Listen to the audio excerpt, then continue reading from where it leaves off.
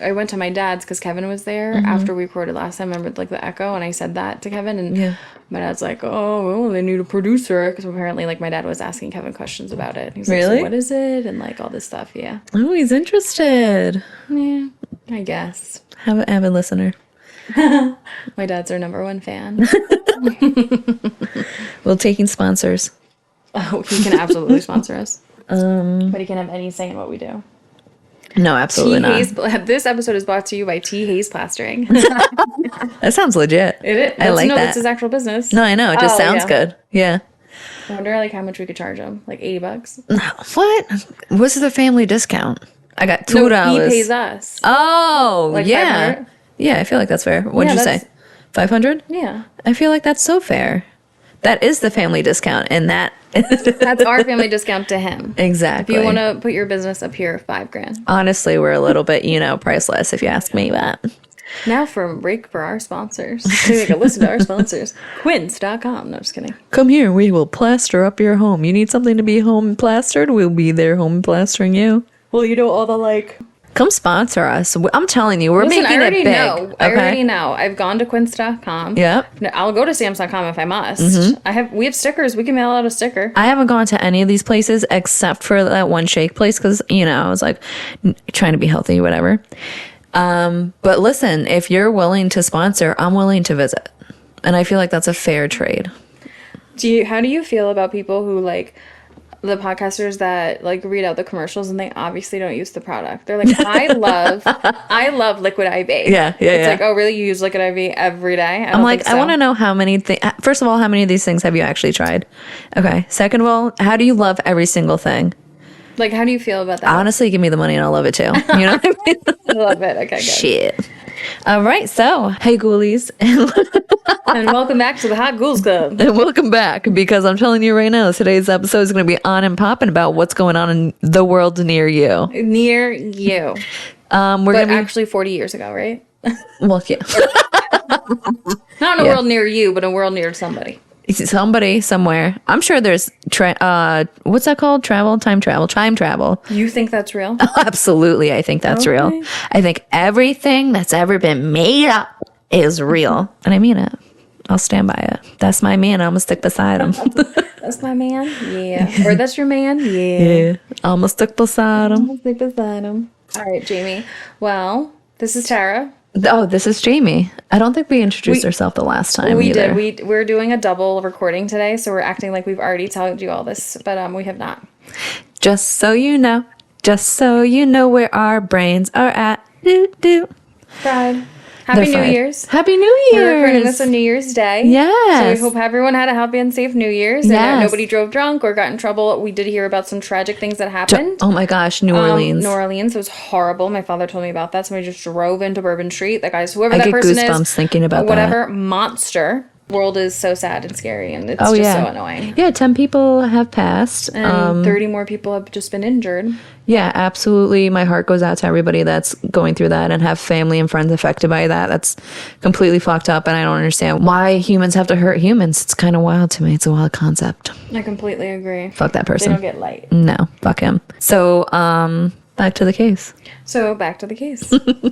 This case has been one of the most substantiated UFO abductions as well. And one of the first very heavily publicized alien abductions too, which I didn't know that. Yeah, I mean, this is a great way for us, I feel like, to get into the whole alien aspect of true crime, because there's other cases that are have similar stories or what have you, and we can definitely cover them over time. And as we know, there's been the drones that are flying about outside of the East Coast and apparently the world. You didn't hear about that? No. Yeah, apparently that it's not just in America that people are seeing these drones flying around. And good for them. No, I'm just kidding.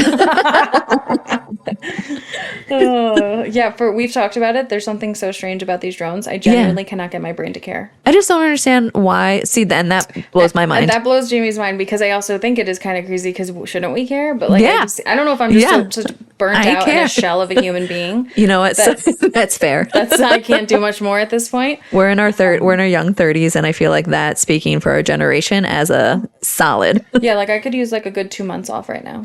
Oh my God. Even I'll take 3 days. 3 consecutive days. Please and thank you.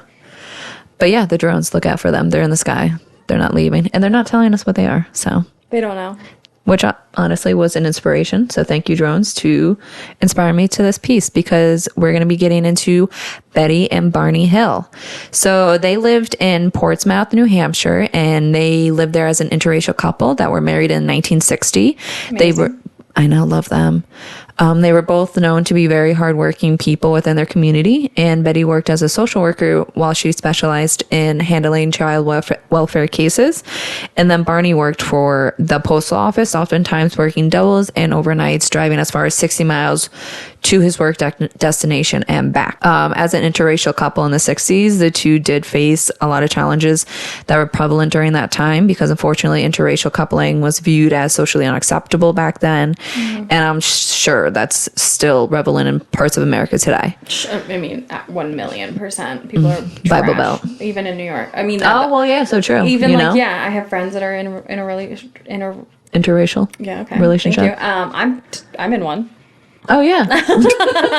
Shout out Kevin. Hey, Kev. But yeah, I mean, we're I guess I don't want to say lucky enough, but we don't ever have to we don't face that in public. Nobody ever says anything to me that I'm aware of. But I do have friends who have people have made little comments or looks or what have you. It's disgusting. People I even just get don't into your understand business. it. Like I don't get it.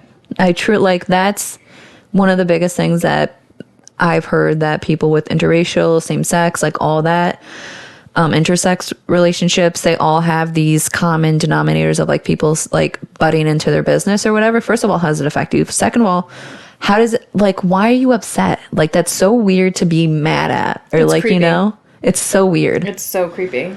Like, ew, go creep elsewhere.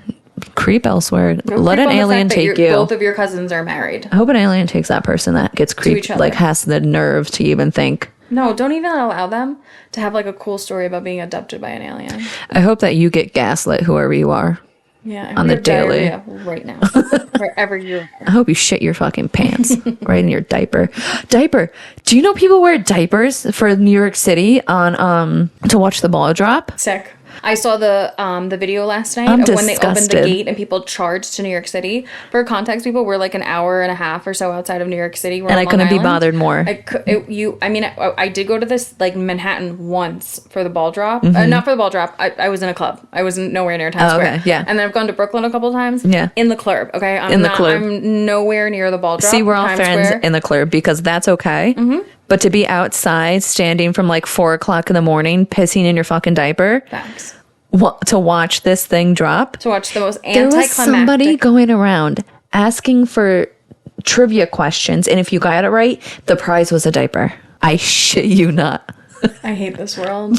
Pun intended. We should pack up. Yeah. We should just end Let's everything go. right now. Let's go. Bring I'm us gonna go back. into this like hole I dug in your backyard. I'm just gonna live there. It's all right. You know what? Insulated in there, I'm sure.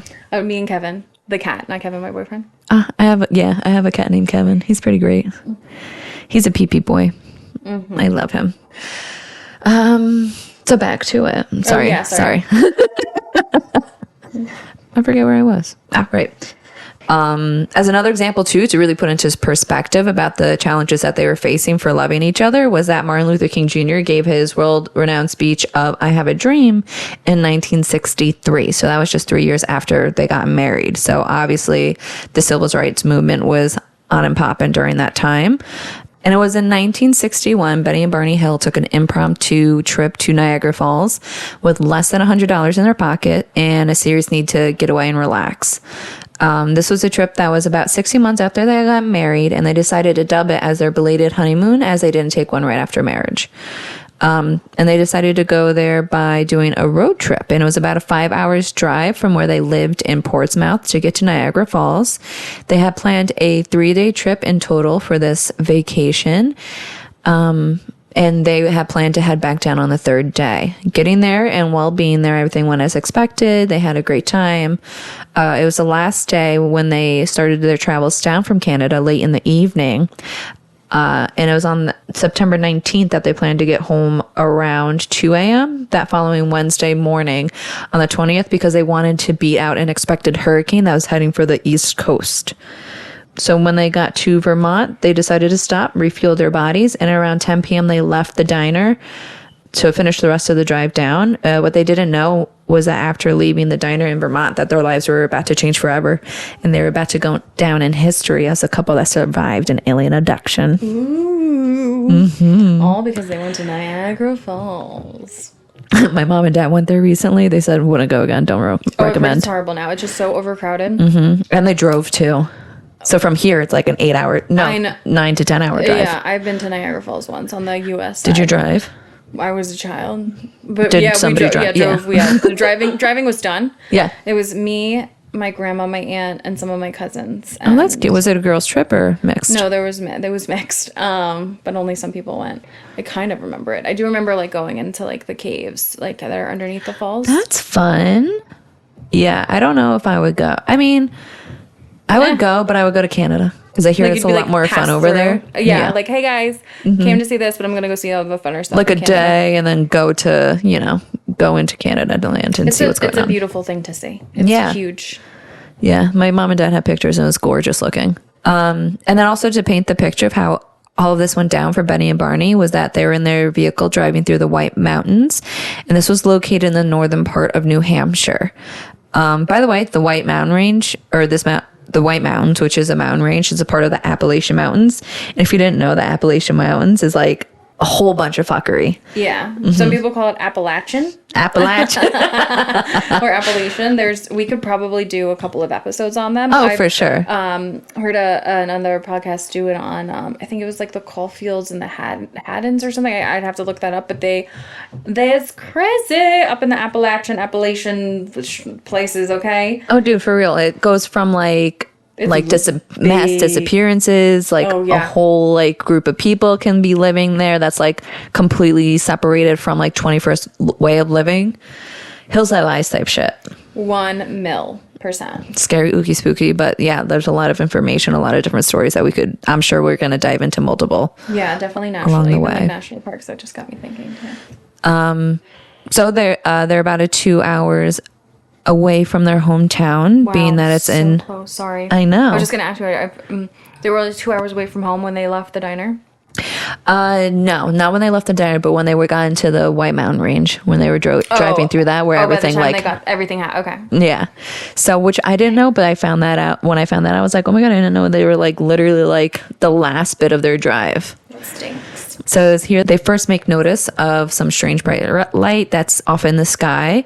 The bright light stuck out to the couple because at the point that they were driving, it's sometime around midnight and essentially like it's pitch black. So the location too that they were driving in, it's not like there was any heavy traffic by any means. So anything that was like bright and light that would have caught their eye naturally. Interesting. When they first spotted it, they did think it to be like a shooting star because it was so bright. Yeah. How cute would that have been? I know. On the way home from their anniversary. I mean, just see a beautiful little shooting star across the sky. Oh. Spoiler, it wasn't that. No. So then when they figured that out, they kind of like tried to explain it away. And Barney kind of thought like maybe it was just a satellite that had fallen out of orbit. Which again, like I could see that making sense. Like they trying to explain it. Like justify it or like make it logical. Exactly. They're smart people too, so yeah. And a satellite never would have crossed my mind. Yeah, I feel like I immediately would have gone like okay, and just kept. No, I'd have been like alien. Oh really? Yeah. Until one time been on my phone and not even seen it. I would have been sleeping. Are you kidding me? I'm not staying awake during that drive at night. Hell no. No. The scary mountains. No. And then just trying to explain it away, the oddity. So obviously thinking that it was like that satellite that fallen out of the atmosphere, or its orbit. So Barney, especially like trying to keep a level head about the whole thing, he used his knowledge of being a World War II vet and a natural enthusiast from aircrafts. He always just kept trying to find that ordinary reason for why the light could be, and also to keep Betty, who noticed it, calm as well. So keeping note of these abnormally bright light, Barney keeps driving, but as he is, the roads that he's on are curving and winding and hilly, as you expect an area in the mountain range to be. And this is where Betty starts to notice that this bright light seems to be getting closer and closer to them. So while it's doing that, it's also exhibiting these wild flight patterns.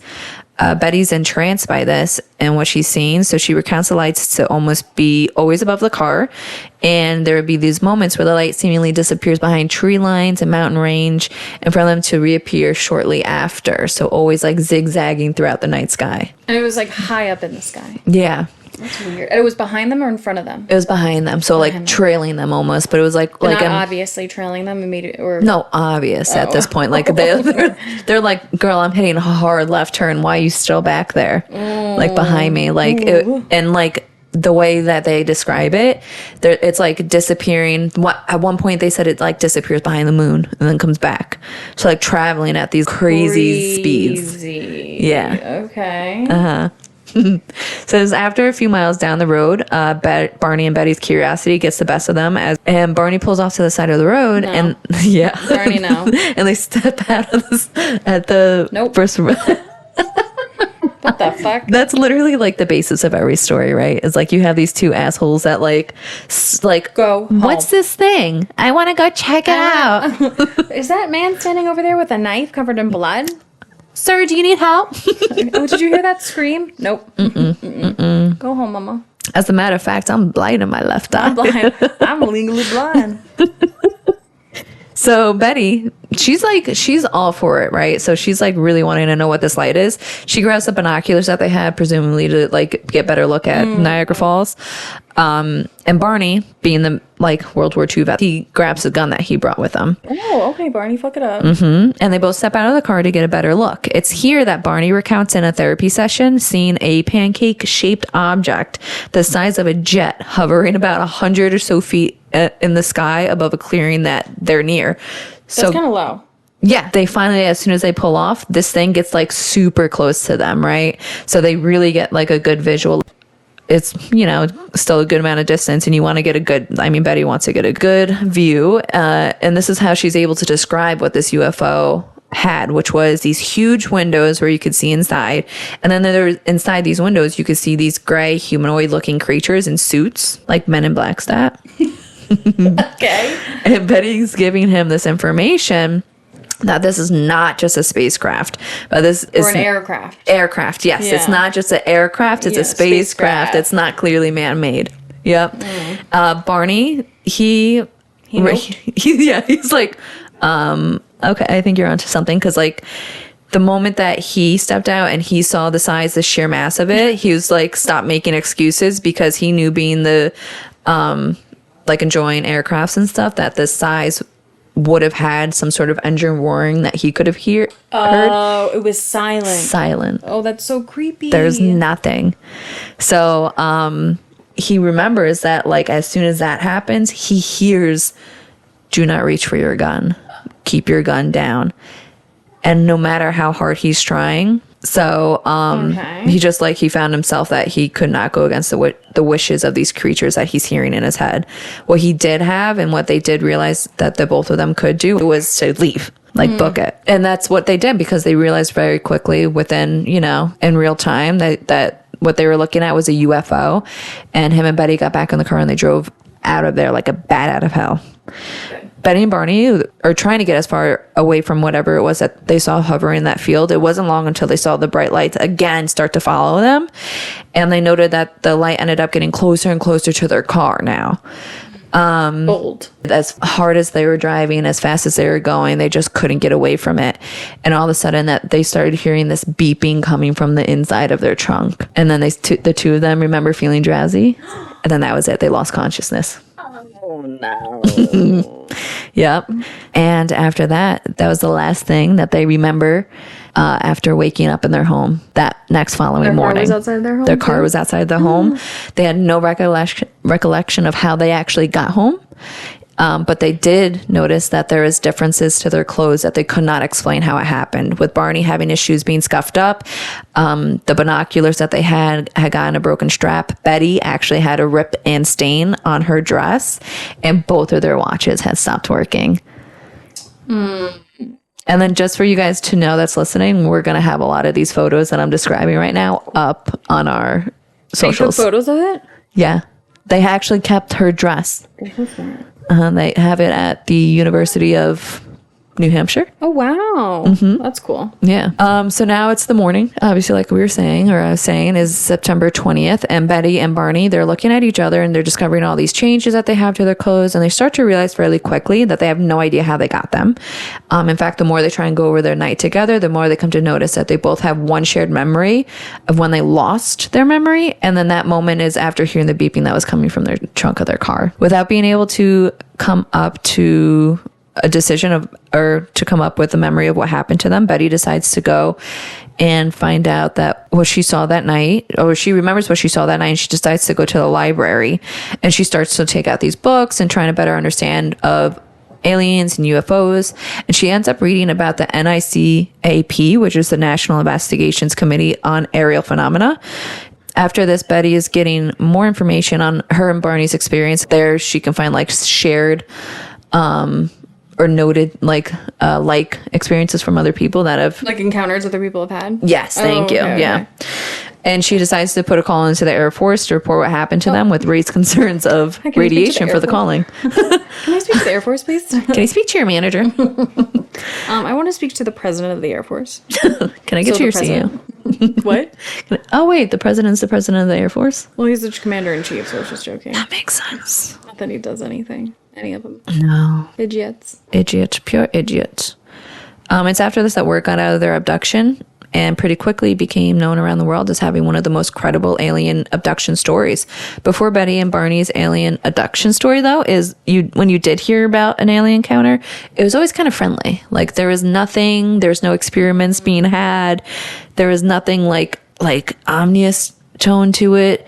It wasn't until after that they gave their story that all of a sudden, like all the other encounters to follow, there was always something happening, that somebody was being probed, somebody was, Yeah, that's interesting. Right. And then after the encounter that they had, they both ended up seeking out therapy because as the days went on, Barney found himself as stressed as anything, day in and out. Because of this stress, he developed an ulcer.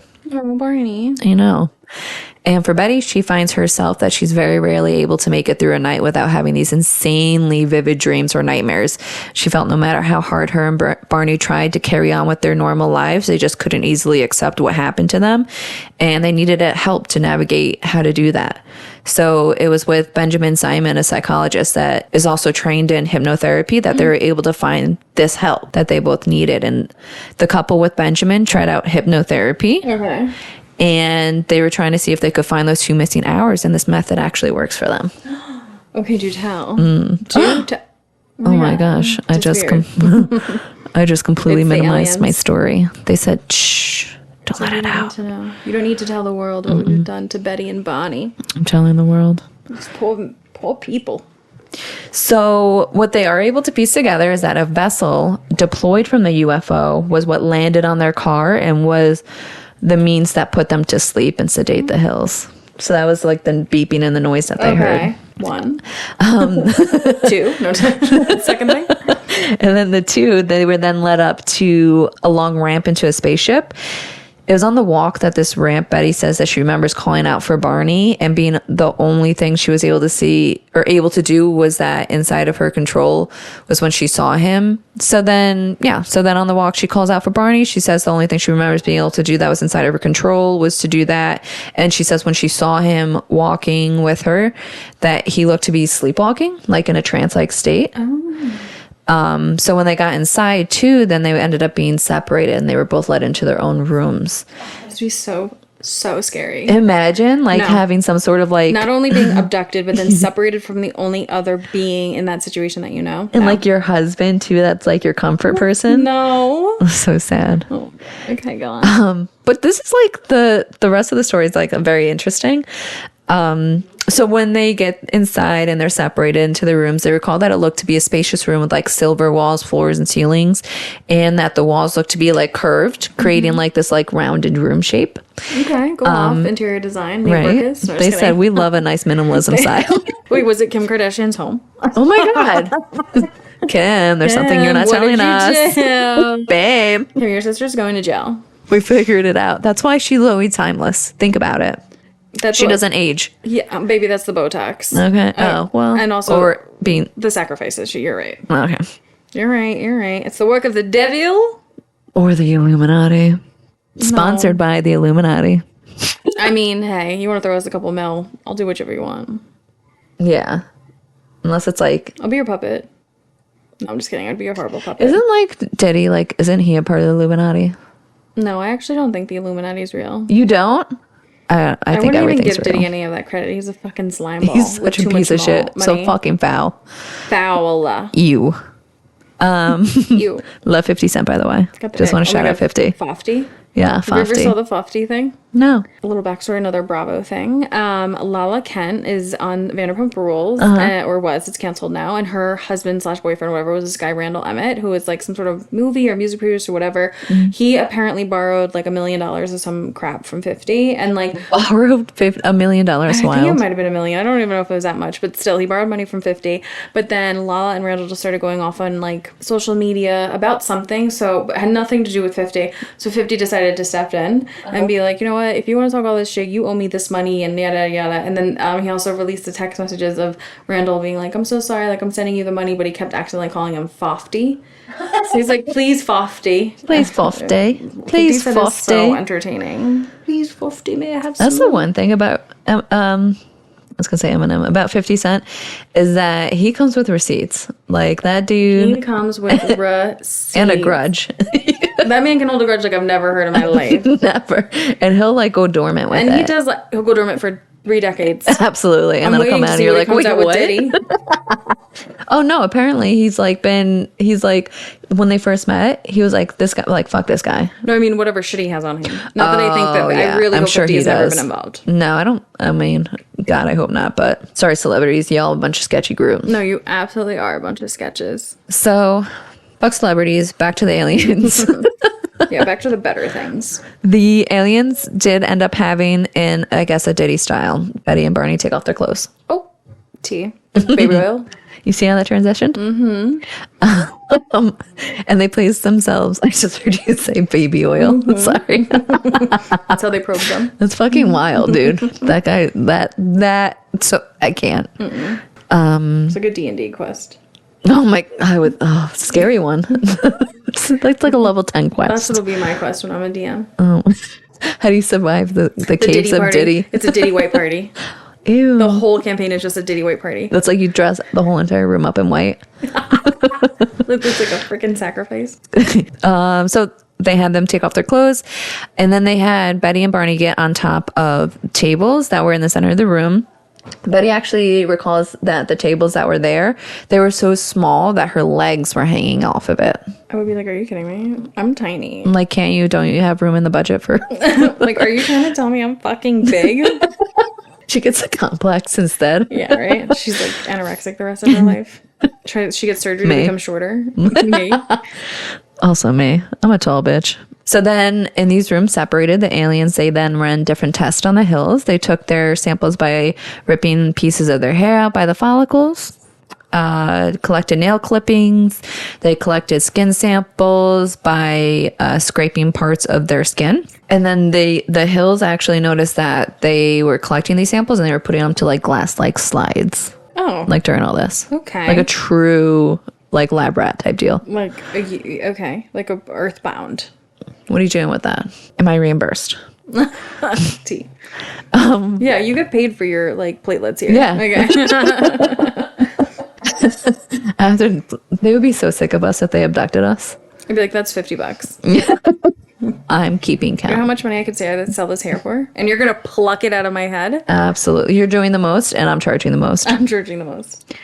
After the sampling, they described the aliens that they had these long needles that were about 4 to 6 inches long.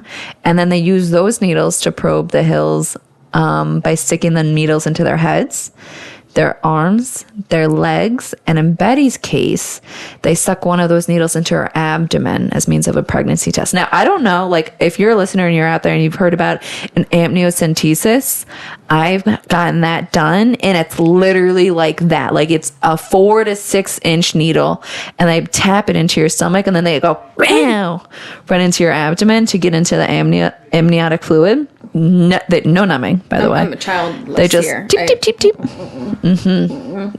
No, thank you, ma'am. It was just another ploy for the insurance company to get more money. I just have to get probed, but whatever. You're preparing for when you get abducted. They're going to be getting my bill. Right. So Betty and Barney, they believe that in both their cases, they were also assigned a leader from their room who stood off to the side observing rather than partaking in the test. And Betty also recalls from these hypnotherapy sessions that she asked the leader that's standing off to the side, she goes, where has this spacecraft taken us? So this is where like it gets interesting. And I found this out from history. The History Channel has like a I'm sure my dad little has seen article it. about this.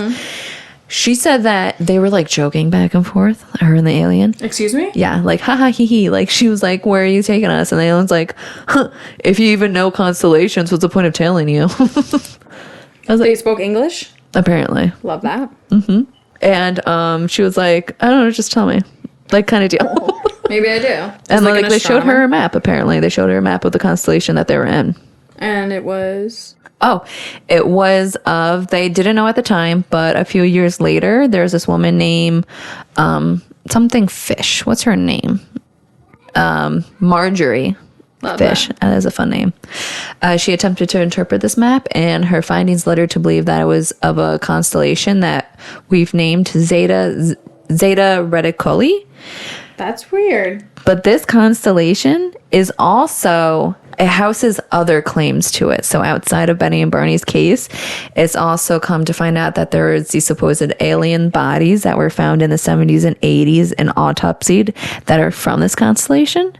And that there is also a crash that's near Roswell, and an alien from this constellation had survived and they were sent back home. And that there was a U.S.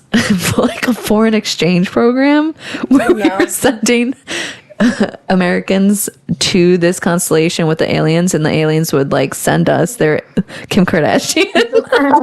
Kim Kardashian. I'm like, wait a minute. So are like, okay, so the poor humans that are sent there are disguised as aliens and have to pretend that they're I human? guess so, yeah. Unless the aliens are scary like, must that be? okay with humans, like you guys really are like not that it. Either way, how scary is that? That you have to pretend to be, like, even if Kim Kardashian is an alien and she's here, like, you have to pretend that you're this person unless they just actually think that they're human. Do you think that's why they're slowly giving us these tidbits of aliens are like real things, so that way all the celebrities can finally out themselves on them being aliens?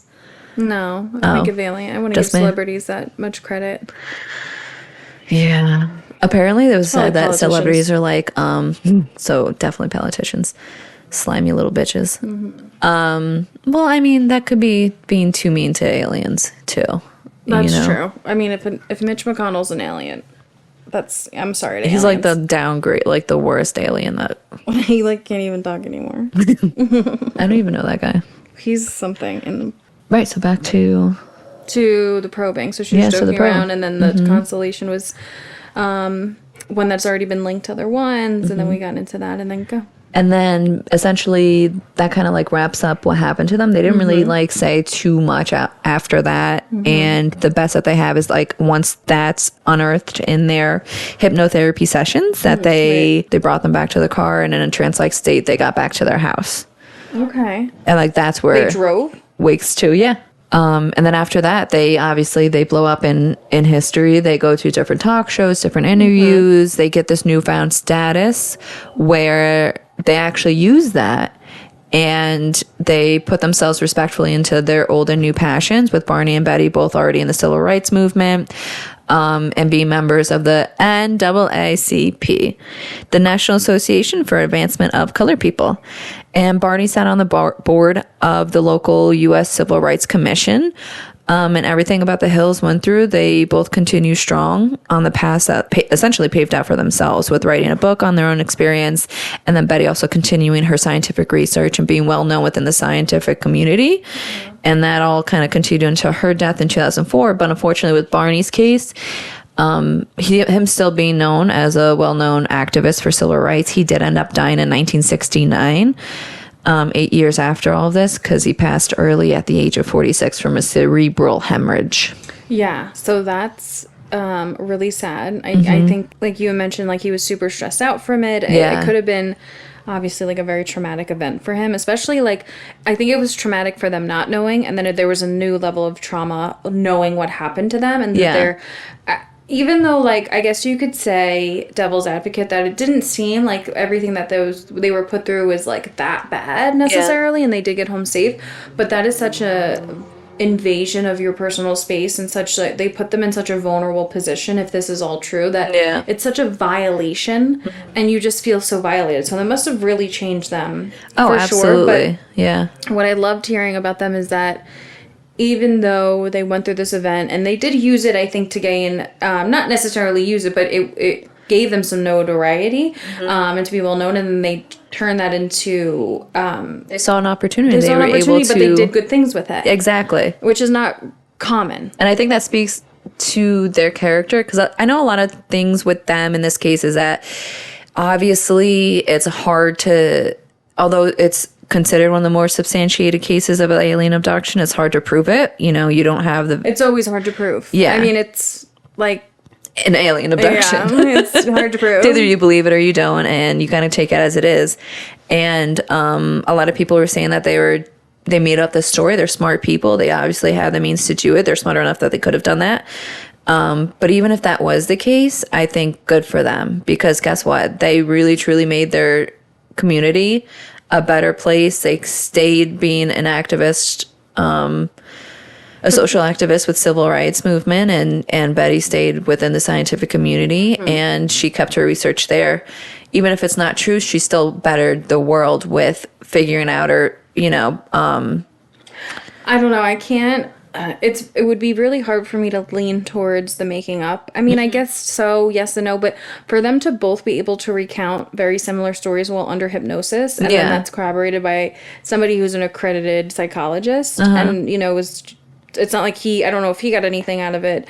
I don't know. It kind of seems like so straightforward and so like a little less with the glitz and glam that it almost feels more real because of how, like you described them. They were like, you know, good standing citizens within their community. They were civil rights activists. They were very smart people. I actually don't think smart people make up stuff like that. I think stupid people make up stuff like that. You know what I mean? Unless you're like unless it was like a master manipulator kind of deal. Yes, but I don't like there's get something that. Psychologically wrong with you. Yes, and like you want to be known in history as being like being abducted. I feel like that's aliens. hard for two people in a relation, like one person in a relationship. Okay, you got that. Both people though. That's hard. Yeah, that one's hard. Well, yeah. One thing I do remember too, reading about the story about when they were abducted into the spaceship, and in a conversation that Betty had with the lead alien, or not the lead alien, but with the aliens, was that they came into her room super excited, super pumped, and she said she overheard them saying that, "Oh my gosh, we could take the teeth out of the male one," and then she said she remembers laughing and saying, "Those are dentures, babes," and that it's and that she says, humans, we through age deteriorate, and that Barney had to get dentures because his teeth were falling out. And she was like, she remembers saying that the aliens had a hard time with that concept of deterioration. That's so weird that she had conversations with them. And she said that they were like laughing and kikiing. Kikiing. Wow, that's crazy. I know. I definitely want to look into more alien abductions. And I think that's like one of the things too that was like, people are like, I don't know if this is real. Yeah, I mean, listen. But again, like, everybody's gonna poke holes in a story, and maybe it's not true. You know, there's always that possibility. The only people who know if it's true are Barney and Betty. Yeah. But yeah, no, I think that it's interesting, but I think you did a great job. Thank you. You really described what happened to them and how they discovered it and everything. I think that was a good telling of it. I definitely want to look more into it, but you know, we're true crime, but all things ooky, spooky, and weird. I mean, this is just an outlet for a lot more things that are going to be coming to you guys, or like just the beginning, I should say. Yeah, and if there's any topics you want us to cover, let us know in the comments. Or hotghoulsclub@gmail.com. Yeah. All right. With that, we're going to be catching you guys in the shadows, and Stay ghouly!